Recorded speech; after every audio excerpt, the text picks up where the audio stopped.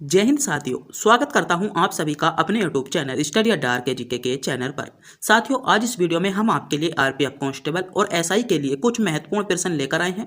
आज के जो क्वेश्चन है सभी क्वेश्चन सेलेक्टेड और इंपॉर्टेंट हैं जो आपसे सीधे आपको एग्जाम में देखने को मिलेंगे। तो वीडियो को अंत तक पूरा ध्यान से जरूर देखिएगा क्योंकि मेरे दोस्तों आज का प्रत्येक क्वेश्चन आपके लिए सेलेक्टेड क्वेश्चन होने वाला है। तो बिना टाइम गवाए करते हैं वीडियो को स्टार्ट। आपका पहला क्वेश्चन है, निम्नलिखित में से कौन सा नृत्य मंदिरों को समर्पित है और पहले सादिर के नाम से जाना जाता था। तो आपसे क्वेश्चन पूछा गया है, सादिर के नाम से पहले कौन सा नृत्य जाना जाता था, बताइएगा। विकल्प आपके सामने है। ऑप्शन है भरतनाट्यम, भरतनाट्यम जाना जाता था, कथकली जाना जाता था, कथक जाना जाता था, यह आपका मणिपुरी जाना जाता था। तो बताइएगा, आपसे क्वेश्चन पूछा गया है निम्नलिखित में से कौन सा नृत्य आपका मंदिर को समर्पित है और आपका किसके नाम से जाना जाता था, किसके नाम से जाना जाता था, सादिर के नाम से जाना जाता था। तो मेरे दोस्तों इसमें सही जवाब होगा आपका, इसमें जो सही जवाब होगा वह होगा आपका भरतनाट्यम। भरतनाट्यम को पहले हम सादिर के नाम से जानते थे और वर्तमान में आपके किसके नाम से जानते हैं, वर्तमान में भरतनाट्यम के नाम से जानते हैं। बात करते हैं कि भरतनाट्यम जो नृत्य है वह कहाँ का है, तो तमिलनाडु का है। कथकली जो नृत्य है आपका केरल का है। कथक नृत्य जो है वह आपका उत्तर प्रदेश का है और मणिपुरी नृत्य आपका मणिपुर का है। क्वेश्चन बहुत ज्यादा क्वेश्चन पूछे जाते हैं तो एक बार फिर से रिपीट कीजिएगा। भरतनाट्यम आपका कहाँ का नृत्य है, आपका सही जवाब होगा तमिलनाडु। कथकली आपका कहाँ का नृत्य है, आपका सही जवाब होगा केरल का। बात करते हैं कथक कहाँ का नृत्य है, आपका उत्तर प्रदेश का। और मणिपुरी कहाँ का है, तो आपका कहाँ का हो जाएगा, मणिपुर का। तो क्वेश्चन पूछा गया था सादिर के नाम से किसे जाना जाता है, तो भरतनाट्यम को जाना जाता है। ए विकल्प इसमें आपका बिल्कुल करेक्ट जवाब हो जाएगा। आगे बढ़ते हैं, अगला क्वेश्चन है आपका, त्रिपिटक धार्मिक ग्रंथ है। ऑप्शन है जैनों का, हिंदुओं के, मुसलमानों के या बौद्धों के। तो त्रिपिटक जो धार्मिक ग्रंथ है सबको ही पता होता है। मैं मानता हूं कि आपको इस क्वेश्चन का जवाब का पता होगा, आपका बौद्धों से संबंधित आपका त्रिपिटक धार्मिक ग्रंथ हो जाएगा। आगे क्वेश्चन देखते हैं, अगला क्वेश्चन आपसे क्या पूछा जा रहा है, आपके लिए क्या इंपॉर्टेंट क्वेश्चन होने वाला है। क्वेश्चन है, राष्ट्रीय पदार्थ में सकल लाभ में कितना कृषि उद्योग का योगदान है। ऑप्शन है 17.5%, 17.9%, 20% या अन्य। तो कितना है, तो 17.5% इसमें आपका बिल्कुल करेक्ट जवाब होगा। जो क्वेश्चन आपके लिए इंपॉर्टेंट क्वेश्चन है उनके बारे में हम डिटेल्स में बात करेंगे और जो क्वेश्चन आपके इंपॉर्टेंट नहीं है उनके बारे में हम उनको थोड़ा सा स्किप करेंगे। ऐसा जो क्वेश्चन आपके ऐसे हैं जो आपसे पूछे जा सकते हैं और जिनके अतिरिक्त उनसे संबंधित क्वेश्चन आपसे एग्जाम में देखने को मिलते हैं तो उनके बारे में हम पूरा डिस्कस करेंगे। अगला क्वेश्चन है आपका, अंतरराष्ट्रीय मानवीकरण संगठन ISO का मुख्यालय कहाँ है। ऑप्शन है आपके ढाका में, जिनेवा में, न्यूयॉर्क में या लंदन में। तो बताइएगा, इंपॉर्टेंट क्वेश्चन है, सेलेक्टेड क्वेश्चन है ये कि अंतरराष्ट्रीय मानकीकरण संगठन जिसे हम बोलते हैं ISO का जो मुख्यालय है कहाँ पर है, तो सही जवाब होगा इसका मुख्यालय आपका जिनेवा में हो जाएगा। जिनेवा यानी बी विकल्प के साथ आपका करेक्ट जवाब होगा। बात कर लेते हैं कि ISO की स्थापना जो हुई थी वह आपकी कब हुई थी। तो बहुत ज्यादा यहाँ से भी क्वेश्चन पूछ लिया जाता है। तो 26 जून को, कब ISO की स्थापना 26 जून 1945 को आपकी क्या कर दी गई थी, स्थापना कर दी गई थी। तो स्थापना से संबंधित भी आपसे क्वेश्चन पूछा जा सकता है।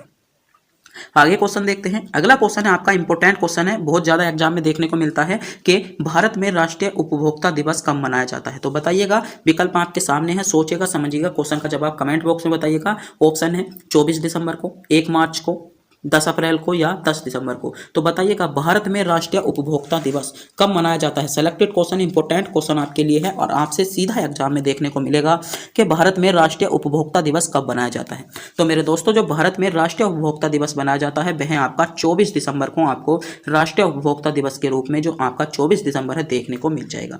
तो जिन भी मेरे देश के जवानों ने विकल्प ए को चुना है बिल्कुल सही चुना है। ए विकल्प की ओर जा रहे सभी बच्चों का जवाब बिल्कुल करेक्ट जवाब हो जाता है। आगे क्वेश्चन पर बढ़ते हैं, अगला क्वेश्चन है आपका इंपॉर्टेंट क्वेश्चन है, संविधान की प्रारूप समिति के समक्ष प्रस्तावना का प्रस्ताव किसने रखा। क्वेश्चन में कंफ्यूज मत हो जाना, क्वेश्चन दो तरीके से आपसे पूछा जा सकता है, ध्यान से क्वेश्चन पढ़िएगा। अधिकतर बच्चों ने क्वेश्चन पढ़ा होगा संविधान के प्रारूप समिति, बस इतना ही लगा के डॉक्टर भीमराव अंबेडकर लगा दिया होगा। अब भैया क्वेश्चन पूरा पढ़ें। क्वेश्चन है कि भारतीय संविधान में जो आपकी प्रारूप समिति के समक्ष जो प्रस्तावना का प्रस्ताव रखा था वह आपका पंडित जवाहरलाल नेहरू ने रखा था। प्रारूप समिति के अध्यक्ष थे कौन, प्रारूप समिति के अध्यक्ष जो थे वे आपके डॉक्टर भीमराव अंबेडकर थे और जो इसके प्रस्तावना का प्रस्ताव रखा था मेरे दोस्तों वह आपका पंडित जवाहरलाल नेहरू ने रखा था। तो कंफ्यूज मत हो जाना, इस क्वेश्चन को गलत मत कराना क्योंकि क्वेश्चन यह आपका सेलेक्टेड क्वेश्चन है, इसका बी विकल्प आपका बिल्कुल करेक्ट जवाब हो जाएगा।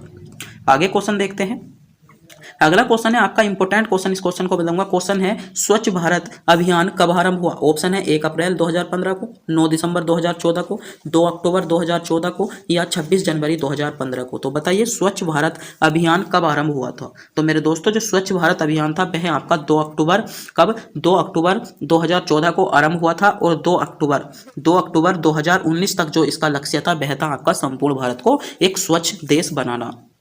इसका क्या रखा गया था? लक्ष्य रखा गया था। तो क्वेश्चन पूछा गया है स्वच्छ भारत अभियान जो चला गया था वह आपका 2 अक्टूबर 2014 को आपको चलाया गया था।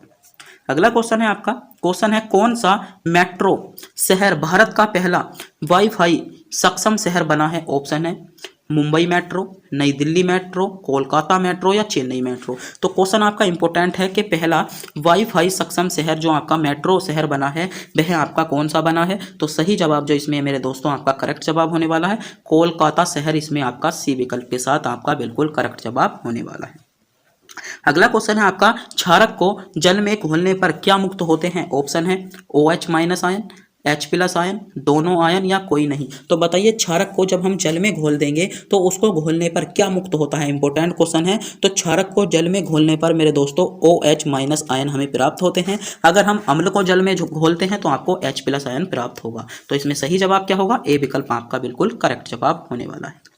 आगे क्वेश्चन देखते हैं। अगला क्वेश्चन है सेलेक्टेड क्वेश्चन है दही में किस प्रकार का अम्ल पाया जाता है?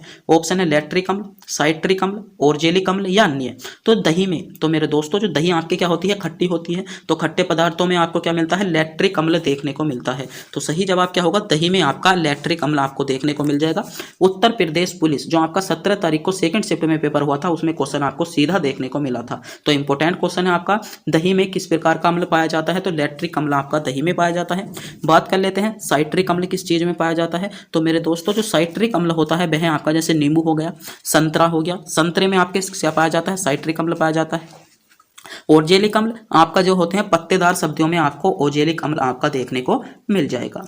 अगला क्वेश्चन है लेंस की क्षमता का एसआई मात्रक क्या है? बहुत इंपॉर्टेंट क्वेश्चन है, कक्षा 10 में बहुत ज्यादा क्वेश्चन पूछा जाता है कि लेंस की जो क्षमता होती है उसका एसआई मात्रक तो क्या होता है? तो डायोप्टर आपके लेंस में जो क्षमता होती है उसका एसआई मात्रक होता है, यानी सी विकल्प के साथ आपका बिल्कुल करेक्ट जवाब होने वाला है जिन बच्चों ने विकल्प सी को चुना है।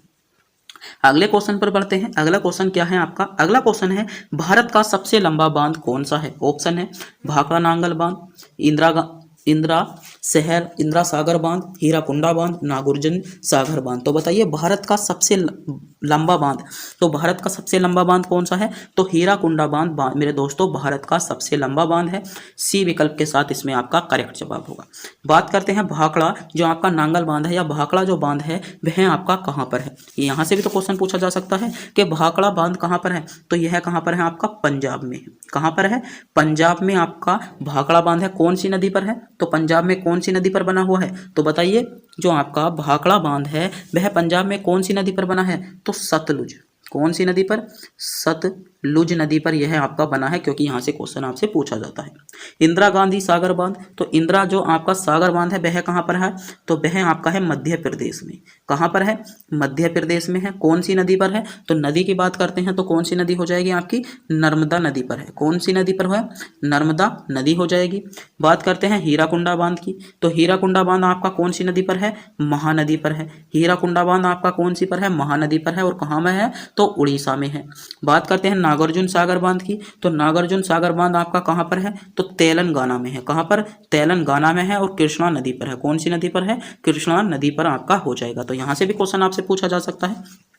तो क्वेश्चन था आपका भारत का सबसे लंबा बांध, तो हीराकुंडा बांध आपका भारत का सबसे लंबा बांध था जो आपका महानदी पर उड़ीसा राज्य में आपका स्थित है। तो यहाँ से आपसे क्वेश्चन जरूर पूछा जाएगा, इंपॉर्टेंट है आपके, इसलिए यह सेलेक्टेड क्वेश्चन है। अगला क्वेश्चन है आपका भारत का सबसे ऊंची मीनार कौन सी है? ऑप्शन है चार मीनार, कुतुब मीनार, झूलता मीनार या शहीद मीनार। तो बात कर लेते हैं पहले इनकी स्थिति को लेकर। तो जो आपकी चार मीनार है कहाँ पर है? तो चार मीनार है आपकी हैदराबाद में। कहाँ पर है? हैदराबाद में जो है आपकी चार मीनार है। बात करते हैं कुतुब मीनार कहाँ पर है? तो मेहरौली। कहाँ पर? मेहरौली यानी दिल्ली में जो है आपका क्या है? आपका क्या है? कुतुब मीनार है। बात करते हैं झूलता मीनार की, तो झूलता मीनार आपका कहाँ पर है? तो अहमदाबाद में आपका क्या है? अहमदाबाद यानी गुजरात में आपका झूलता मीनार है। और शहीद मीनार कहाँ पर है? तो शहीद मीनार आपकी कोलकाता में है। कहाँ पर है? कोलकाता में है। तो क्वेश्चन आपसे पूछा गया था भारत का सबसे ऊंची मीनार, तो कुतुब मीनार जो है भारत की सबसे ऊंची मीनार है। बात करते हैं, चांद मीनार आपकी हैदराबाद में है, कुतुब मीनार आपकी महरौली दिल्ली में है, झूलता मीनार आपका अहमदाबाद में है, और शहीद मीनार आपका कहाँ पर है? कोलकाता में आपका हो जाएगा।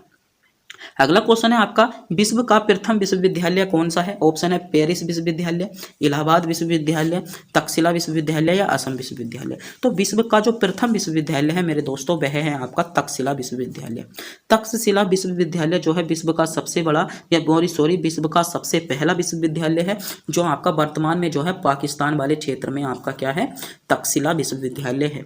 तो इसमें जो सही जवाब होगा सी विकल्प के साथ आपका बिल्कुल करेक्ट जवाब हो जाएगा। अगला क्वेश्चन देखते हैं। अगला क्वेश्चन है आपका, विंध्याचल और सतपुड़ा पहाड़ी के बीच से होकर बहने वाली नदी कौन सी है? ऑप्शन है नर्मदा नदी, सिंधु नदी, कोसी नदी या गोदावरी नदी। तो विंध्याचल और सतपुड़ा पहाड़ी के बीच से कौन सी नदी बहती है? तो सही जवाब होगा विंध्याचल और सतपुड़ा नदी के बीच से आपकी कौन सी नदी बहती है? नर्मदा नदी आपकी इनके बीच से बहती है। कहाँ से बहती है? नर्मदा नदी इनके बीच से बहती है। बात करते हैं नर्मदा नदी के उद्गम स्थल को लेकर, तो नर्मदा नदी का जो उद्गम है वह आपका कहाँ पर है? अमरकंटक के पठार अनूपपुर से जो होता है वह आपका नर्मदा नदी का उद्गम होता है। बात कर लेते हैं, इसको हम रेवा नदी के नाम से भी जानते हैं। तो क्वेश्चन पूछा जा सकता है कि रेवा नदी को किस नदी के नाम से जानते हैं? तो नर्मदा नदी के नाम से जानते हैं। क्वेश्चन पूछा गया था विंध्याचल और सतपुड़ा की पहाड़ी, तो आपकी नर्मदा नदी होकर बहती है। अगले क्वेश्चन पर बात करते हैं। अगला क्वेश्चन है आपका, कथक कहाँ का या कहाँ की नृत्य है? ऑप्शन है उत्तरी भारत की, मणिपुर की, उड़ीसा की या केरल की। तो बताइए कथक। तो मेरे दोस्तों जो कथक नृत्य है वह कहाँ का है? तो कथक आपका उत्तरी भारत का नृत्य है, यानी ए विकल्प के साथ इसमें आपका बिल्कुल करेक्ट जवाब होगा, जिन बच्चों ने विकल्प ए यानी कथक नृत्य को चुनने की कोशिश की है। अगला क्वेश्चन है, नृत्य शैली, निम्न नृत्य शैली में किस प्रकार उद्गम पूर्वी भारत में होता है? तो भरतनाट्यम आपका जो नृत्य है इसका उद्गम कहाँ पर होता है? तो भरतनाट्यम जो उद्गम होता है वह आपका कहाँ पर होता है? तमिलनाडु में होता है। कथकली कहाँ का नृत्य है? तो कथकली आपका केरल का नृत्य है।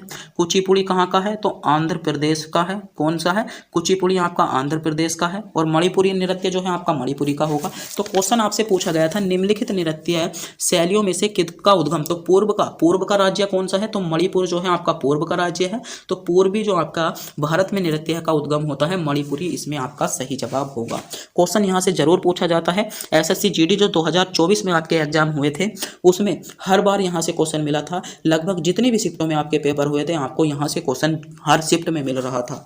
तो भरतनाट्यम कहाँ का नृत्य है? आपका तमिलनाडु का है। कथकली केरल का हो जाएगा, और कुचिपुड़ी आपका आंध्र प्रदेश का, और मणिपुरी आपका मणिपुर का हो जाता है।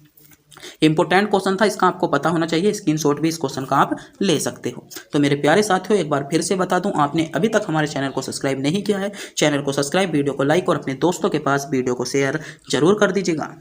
अगला क्वेश्चन है, शरीर की सबसे बड़ा ग्रंथि कौन सी है? ऑप्शन है लार ग्रंथि, थायराइड ग्रंथि, यकृत या अमाशय। तो बताइएगा, सोचिएगा, समझिएगा, क्वेश्चन पर विचार कीजिएगा, कमेंट बॉक्स में हमको बताइएगा कि शरीर की सबसे बड़ी ग्रंथि। तो मेरे दोस्तों जो शरीर की सबसे बड़ी ग्रंथि है वह है आपकी यकृत ग्रंथि, आपकी शरीर की सबसे बड़ी ग्रंथि है, यानी सी विकल्प के साथ इसमें आपका बिल्कुल करेक्ट जवाब होने वाला है। अगला क्वेश्चन है आपका, सबसे हल्की धातु कौन सी है? ऑप्शन है लिथियम, इरिडियम, एल्यूमिनियम या ओसियाम। बताइए हल्की धातु, जो आपकी सबसे हल्की धातु। तो मेरे दोस्तों सबसे हल्की धातु कौन सी है? तो लिथियम आपकी सबसे हल्की धातु है, यानी इसमें जो सही जवाब होगा वह आपका ए विकल्प के साथ बिल्कुल करेक्ट जवाब होगा। अगला क्वेश्चन है, आंखों में प्रवेश करने वाले प्रकाश की मात्रा को नियंत्रित करता है। जो आपकी आंख होते हैं, जो उनकी आंखों में आपका प्रकाश पड़ता है उसको, उस प्रकाश को जो आपका नियंत्रित करता है कौन करता है? ऑप्शन है परितारिका, पुतली, लेंस या पश्चिमी पेशिया। पश्चिमाभी जो पेशिया होती हैं। तो आंख में प्रवेश करने वाले प्रकाश को जो नियंत्रित करता है मेरे दोस्तों वह आपका परितारिका करता है, यानी ए विकल्प के साथ इसमें आपका सही जवाब होगा, जिन बच्चों ने विकल्प ए को चुना है। कई बार क्वेश्चन पूछा जाता है कि नेत्रदान करते समय मानव आंख का जो नेत्रदान होता है करते समय कौन से भाग को दान में दिया जाता है? तो कौन सा भाग होता है? तो मानव आंख का जो होता है कॉर्निया भाग को हम क्या करते हैं? दान में देते हैं। तो क्वेश्चन आपसे यह भी क्वेश्चन पूछा जा सकता है कि जब कोई मनुष्य आपकी अपनी नेत्र को दान करता है तो नेत्र का कौन सा भाग दान दिया जाता है? तो कॉर्निया जो भाग होता है वह आपका क्या किया जाता है? दान में दिया जाता है। अगला क्वेश्चन है, इंपॉर्टेंट क्वेश्चन है, सेलेक्टेड क्वेश्चन है, यहाँ से आपको क्वेश्चन जरूर देखने को मिलेगा और बहुत ही ज़्यादा इंपॉर्टेंट क्वेश्चन होने वाला है। 100% इस क्वेश्चन के आने की गारंटी लेता हूँ, यह क्वेश्चन आपको जरूर मिलेगा। क्वेश्चन है, भगवान बुद्ध ने अपना पहला उपदेश कहाँ दिया? ऑप्शन है बोध गया में, कुशीनगर में, श्रावस्ती में या सारनाथ में। तो क्वेश्चन दो तरीकों से पूछे जाते हैं उपदेश से लेकर। पहला क्वेश्चन आपसे पूछा गया है कि भगवान बुद्ध ने पहला उपदेश कहाँ पर दिया? तो पहला उपदेश आपका कहाँ पर दिया था? सारनाथ में दिया था, जबकि सबसे ज्यादा जो उपदेश दिए थे वह आपके श्रावस्ती में दिए थे।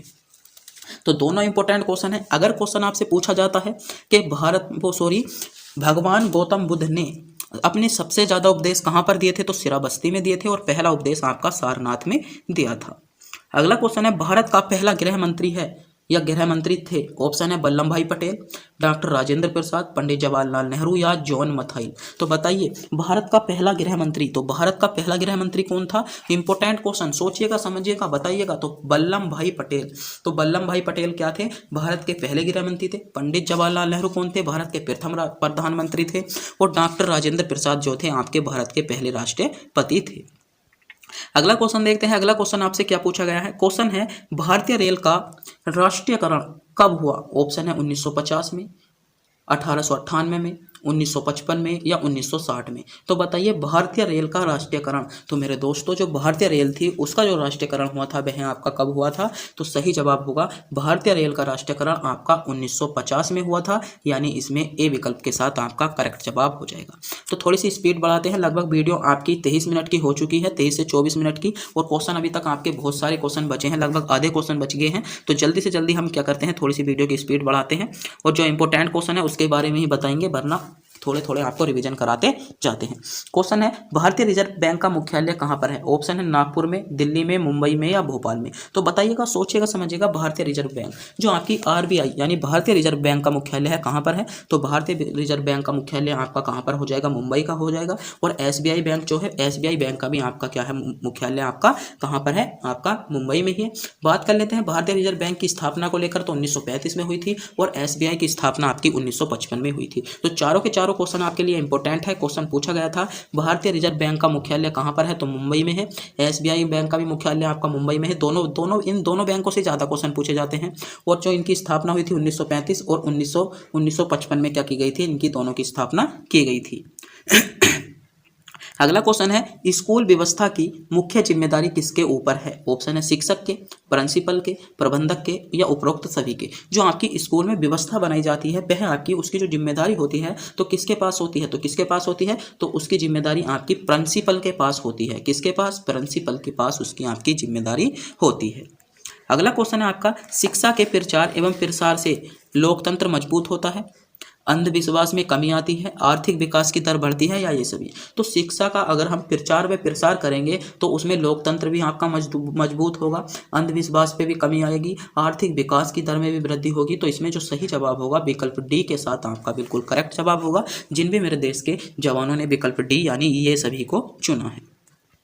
अगला क्वेश्चन है आपका, वायुमंडल का सर्वाधिक स्थायी तत्व है? ऑप्शन है नाइट्रोजन, जलवाष्प, ऑक्सीजन या इनमें से कोई नहीं। तो वायुमंडल का जो सर्वाधिक स्थायी तत्व है मेरे दोस्तों कौन सा है? तो वायुमंडल का जो सर्वाधिक स्थायी तत्व है वह है आपका जलवाष्प। जलवाष्प वायुमंडल का सर्वाधिक स्थायी तत्व है।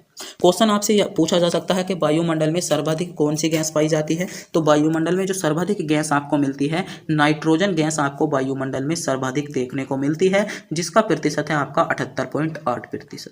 और दूसरे नंबर पर आपको ऑक्सीजन गैस मिलती है जिसका प्रतिशत है आपका कितना? 20.95%। तो तीनों क्वेश्चन इंपॉर्टेंट है। क्वेश्चन पूछा गया था वायुमंडल का सर्वाधिक स्थायी तत्व जलवाष्प हो जाएगा, नाइट्रोजन का प्रतिशत 78.08% है और ऑक्सीजन का प्रतिशत 20.9% आपका वायुमंडल में देखने को मिल सकता है। तो तीनों क्वेश्चन आपके लिए इंपॉर्टेंट थे, बहुत ज्यादा तीनों के तीनों क्वेश्चन आपसे एग्जाम में पूछे जाते हैं। अगला क्वेश्चन है आपका, अर्जुन पुरस्कार किस क्षेत्र के लिए उत्कृष्टता के लिए प्रदान किया जाता है? ऑप्शन है सिनेमा में। तो सिनेमा में कौन सा पुरस्कार दिया जाता है आपका? तो इस सिनेमा में जो आपका पुरस्कार दिया जाता है वह आपका कौन सा दिया जाता है? साहित्य, खेलकूद या? तो साहित्य में आपका ज्ञानपीठ पुरस्कार, सिनेमा में जो होता है आपका दादा साहेब फाल्के पुरस्कार। विज्ञान में आपका कौन सा पुरस्कार दिया जाता है, तो क्वेश्चन पूछा गया था अर्जुन पुरस्कार। तो अर्जुन पुरस्कार जो दिया जाता है मेरे दोस्तों वह आपका खेल कूद में दिया जाता है, यानी सी विकल्प के साथ इसमें आपका बिल्कुल करेक्ट जवाब होने वाला है। अगला क्वेश्चन है आपका, दिल्ली का लाल किला किसने बनवाया था। ऑप्शन है आपके हुमायूं ने, अकबर ने, शाहजहां ने या शेरशाह ने। तो कई बार यहाँ से आपके पूछा जा सकता है कि कौन किसका पुत्र था या इनके दादा परदादा के बारे में आपसे पूछा जा सकता है। तो आपको यहाँ पर एक ट्रिक याद रखनी होगी। बात करते हैं पहले कि दिल्ली का लाल किला किसने बनवाया। तो दिल्ली का जो लाल किला था मेरे दोस्तों वह आपका किसने बनवाया था, शाहजहां ने बनवाया था। एक ट्रिक आपको यहाँ पर याद रखनी होगी, BHAJSA यानी भाजसा। तो इनके माध्यम से आप इनके क्रम को याद कर सकते हो कि कौन किसका पिता था। बात करते हैं बी से आपका बाबर हो जाएगा, एच से हुमायूं, अकबर, जहांगीर, शाहजहां और औरंगजेब। तो औरंगजेब के पिता कौन थे, तो औरंगजेब के पिता आपके शाहजहां थे। शाहजहां के पिता कौन थे, तो शाहजहां के पिता आपके जहांगीर थे। जहांगीर के पिता कौन थे, तो जहांगीर के पिता आपके अकबर थे। अकबर के पिता आपके कौन हो जाएंगे, हुमायूं हो जाएंगे। हुमायूं के पिता कौन थे, बाबर थे। और बाबर के पिता कौन थे, तो उमर शेख मिर्जा आपके बाबर के पिता थे। तो इस ट्रिक के माध्यम से आप पता कर सकते हो कि कौन किसका पिता था। यहाँ पर अधिकतर बच्चे कंफ्यूज होते हैं। तो इस ट्रिक के लिए हमारे चैनल को सब्सक्राइब, वीडियो को लाइक जरूर कर दीजिएगा। क्वेश्चन आपसे पूछा गया था दिल्ली का लाल किला किसने बनवाया, तो शाहजहां ने दिल्ली का लाल किला बनवाया। सी विकल्प के साथ इसमें आपका बिल्कुल करेक्ट जवाब होगा। अगला क्वेश्चन है, जीडीपी पर कैपिटा के आधार पर सबसे पहले स्थान पर कौन सा देश है। तो सबसे पहले स्थान पर कौन सा देश है, तो कतर देश है, यानी सी विकल्प के साथ इसमें आपका बिल्कुल करेक्ट जवाब होगा। जिन भी मेरे देश के जवानों ने कतर यानी विकल्प सी को चुना है। अगला क्वेश्चन है आपका, निम्नलिखित में से कौन भारत के प्रथम कानून मंत्री थे। ऑप्शन है टी कृष्णाचारी, डॉक्टर भीमराव अंबेडकर, मौलाना अबुल कलाम आजाद या जवाहरलाल नेहरू। तो बताइए निम्नलिखित में से कौन भारत के प्रथम कानून मंत्री थे। तो सोचिएगा, समझिएगा, कमेंट बॉक्स में बताइएगा। विकल्प आपके सामने शो हो रहे हैं, आपको बताना होगा कि निम्नलिखित में से जो आपको विकल्प दिए गए हैं इनमें से भारत के प्रथम कानून मंत्री कौन थे। तो मेरे दोस्तों जो इनमें से भारत के प्रथम कानून मंत्री थे वे थे आपके डॉक्टर भीमराव अंबेडकर। डॉक्टर भीमराव अंबेडकर आपके भारत के प्रथम कानून मंत्री थे, यानी बी विकल्प के साथ इसमें आपका सही जवाब होगा, जिन बच्चों ने विकल्प बी को चुना है। अगला क्वेश्चन है आपका, भारतीय जनता पार्टी का मुख्यालय कहां पर है। ऑप्शन है नई दिल्ली में, गुजरात में, झारखंड में या महाराष्ट्र में। तो बताइएगा भारतीय जनता पार्टी का मुख्यालय, इंपॉर्टेंट क्वेश्चन है, भारतीय जनता पार्टी जो है उसका मुख्यालय कहां पर है। तो मेरे दोस्तों जो भारतीय जनता पार्टी है उसका मुख्यालय आपका कहां पर है, तो नई दिल्ली में आपका भारतीय जनता पार्टी का मुख्यालय है, यानी ए विकल्प इसमें आपका बिल्कुल करेक्ट जवाब होने वाला है। अगला क्वेश्चन है आपका, प्रबल अम्ल और दुर्लभ क्षारक से बनने वाले लवण का जो पीएच मान होता है कितना होता है। ऑप्शन है 7 से अधिक, 7 से कम, 10 और 14 या 14 से कम। तो कितना होता है, आपका सही जवाब होगा 7 से कम होता है। कितना, 7 से कम इसमें आपका सही जवाब होगा। अगला क्वेश्चन है, दिल्ली में स्थित शांति वन समाधि स्थल है इंदिरा गांधी का, पंडित जवाहरलाल नेहरू का, लाल बहादुर शास्त्री का या राजीव गांधी का। तो बताइएगा, इंपॉर्टेंट क्वेश्चन है, इस क्वेश्चन का जवाब आपको कमेंट बॉक्स में बताना होगा। बताइए जल्दी से जल्दी। दिल्ली में स्थित शांति वन समाधि स्थल है, तो दिल्ली में जो स्थित आपका शांति वन है वह किसकी समाधि है या किसका समाधि स्थल है। तो किसकी समाधि है, तो सही जवाब होगा आपका पंडित जवाहरलाल नेहरू, जो भारत के प्रथम पीएम थे, यानी बी विकल्प के साथ इसमें आपका बिल्कुल सही जवाब हो जाएगा। अगला क्वेश्चन है, प्रकाश के परावर्तन के नियम के अनुसार अपवर्तन कोण परावर्तन कोण से बड़ा होता है। बिल्कुल गलत बात है। अपवर्तन कोण परावर्तन कोण के बराबर होता है, बिल्कुल सही बात है। तो बी विकल्प इसमें आपका सही जवाब होगा। अपवर्तन कोण परावर्तन से छोटा होता है, बिल्कुल गलत बात है, या सभी कथन सत्य हैं। तो इसमें जो कथन आपका सही जवाब होगा वह होगा अपवर्तन कोण परावर्तन कोण के बराबर होता है, यानी बी विकल्प के साथ इसमें आपका बिल्कुल करेक्ट जवाब होने वाला है। अगला क्वेश्चन है आपका, लिटमस प्राप्त होता है। ऑप्शन है जीवाणु से, शैवाल से, कवक से और लाइकेन से। बताइएगा लिटमस, तो लिटमस मेरे दोस्तों आपका लाइकेन से प्राप्त होता है, तो इसमें डी विकल्प के साथ आपका बिल्कुल सही जवाब होगा। अगला क्वेश्चन है आपका, विश्व का प्रथम कागजी मुद्रा जारी करने वाला देश कौन था, तो चीन था, यानी बी विकल्प के साथ इसमें आपका सही जवाब होगा। अगला क्वेश्चन है, पेटीएम की स्थापना कब हुई। इंपॉर्टेंट क्वेश्चन, सेलेक्टेड क्वेश्चन बताइएगा। पेटीएम की स्थापना आपसे पूछा गया है। ऑप्शन है अगस्त 2010 में, अगस्त 2011, 2009 या 2012। तो पेटीएम की स्थापना आपसे पूछी गई है। तो मेरे दोस्तों जो पेटीएम की स्थापना हुई थी वह आपकी अगस्त 2010 में हुई थी। कब हुई थी, पेटीएम की स्थापना आपकी अगस्त 2010 में हुई थी, यानी ए विकल्प इसमें आपका सही जवाब होगा। अगला क्वेश्चन है, पंचतंत्र के लेखक है तो पंचतंत्र के जो लेखक है वह आपके कौन है, विष्णु शर्मा है, यानी डी विकल्प इसमें आपका सही जवाब होगा।